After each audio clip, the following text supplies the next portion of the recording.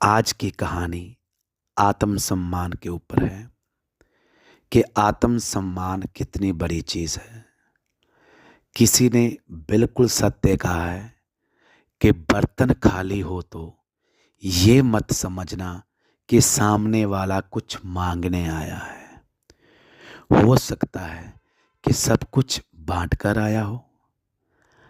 आज की कहानी हमारी सोच बदल देगी, हमारा दृष्टिकोण बदल देगी, क्योंकि बहुत सी दुनिया आत्मसम्मान को एक तरफ रखकर पैसे को मुख्य मानते हैं।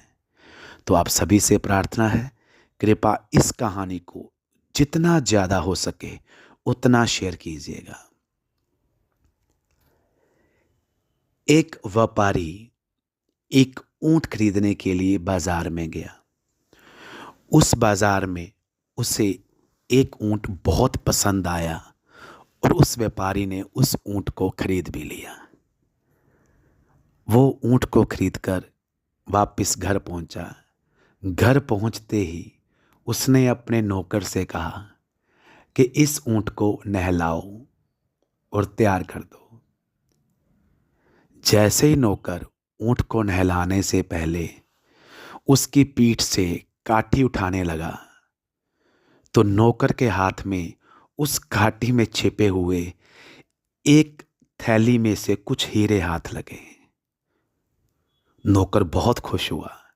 वो भागा भागा अपने मालिक के पास गया कि मालिक, आप तो आज ऊंट के साथ साथ बहुत से अनमोल हीरे भी लेकर आए हो। तो मालिक सोच में पड़ गया कि मैंने तो ऊंट ही खरीदा है, मैंने तो हीरे नहीं खरीदे। जब उसने हीरे की थैली देखी तो वो समझ गया कि जिससे मैंने ये ऊंट खरीदा है ये उसी के होंगे। तो अब मालिक वापिस बाजार जाने को तैयार हुआ तो नौकर ने कहा, मालिक ऐसा क्यों करते हो? ये आपको किस्मत से मिले हैं, उसे कौन सा पता कि कौन ले गया हीरे। लेकिन वो ऊंट का मालिक नहीं माना। वो बाजार में गया। उसने उस ऊंट बेचने वाले को बहुत ढूंढा और आखिरकार संध्या के समय में वो ऊंट बेचने वाला इस व्यापारी को मिल गया। तो इस व्यापारी ने वो हीरों की थैली उस ऊंट बेचने वाले को दे दी। ऊंट बेचने वाला बहुत खुश हुआ और इस व्यापारी का धन्यवाद किया।